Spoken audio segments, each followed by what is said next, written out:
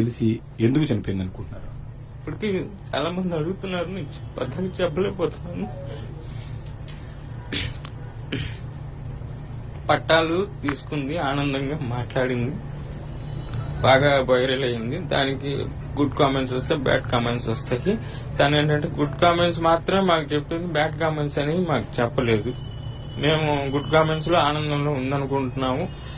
ఇప్పుడు ఇవన్నీ జరిగిన తర్వాత చూస్తే 2-3 సార్లు కొన్ని సందర్భాలు కనిపించాయి. తెల్లవారుజాము 3 ఫోన్ లో మాట్లాడటం, రెండోదేమో ఏడుస్తూ ఒకసారి కనబడింది. ఇది నేను అప్పటికి కానీ అమ్మాయి పని కానీ ఫోనే పట్టుకుంటున్నాం అన్నట్టుగా అన్నాను. స్కూల్ కి రెడీ చెయ్యేది అన్నాను. కానీ ఇంత బ్యాడ్ కామెంట్స్ లో ఉందని కానీ బాధల్లో ఉందని కానీ నేను చెప్పలేదు. ఆనందం మాత్రం చెప్పింది. ఇద్దరు చిన్నపిల్లలు ఉన్నారు. ఇద్దరు చిన్నపిల్లలు కూడా ఇవాళ తల్లిలేని పిల్లలయ్యారు. ఏ విధంగా ఉన్నారో చూడొచ్చు. మా ఏమనుకుంటున్నారు? ఏమైంది? అమ్మకి ఏమంటున్నారు? ఏమనట్లేదు. ఏమైంది? ఏమన్నా తెలుసా మీకు?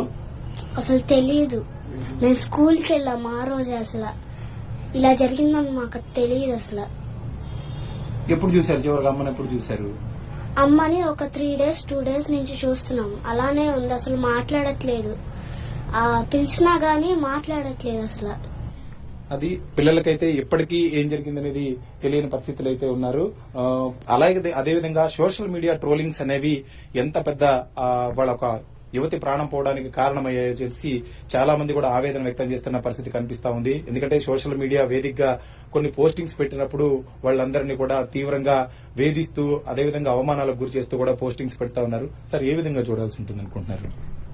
ఇదే సోషల్ మీడియా ప్రభావమేనండి. ఇది అంటే ఇంత ఇదిగా ఉందని నాకు తెలీదు. ఏదో సెలబ్రిటీల మీద మనం చూస్తుంటాం.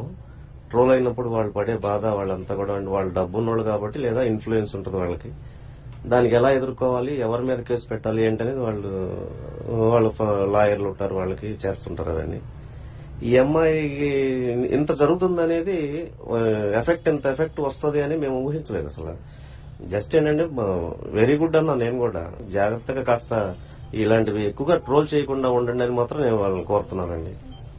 ఇది పరిస్థితి. ముఖ్యంగా సోషల్ మీడియా ట్రోలింగ్స్ అనేవి ప్రాణాల మీదకి వస్తున్నాయి కాబట్టి ట్రోల్ చేసే ముందు ఆలోచించాల్సిన అవసరం కూడా ఉంది. అదేవిధంగా ఎవరైతే ఇటువంటి ట్రోలింగ్స్ పాల్పడుతున్నారో వాళ్ళ మీద కూడా కఠిన చర్యలు తీసుకోవాల్సిన అవసరం కనిపిస్తుందని చెప్తున్నారు.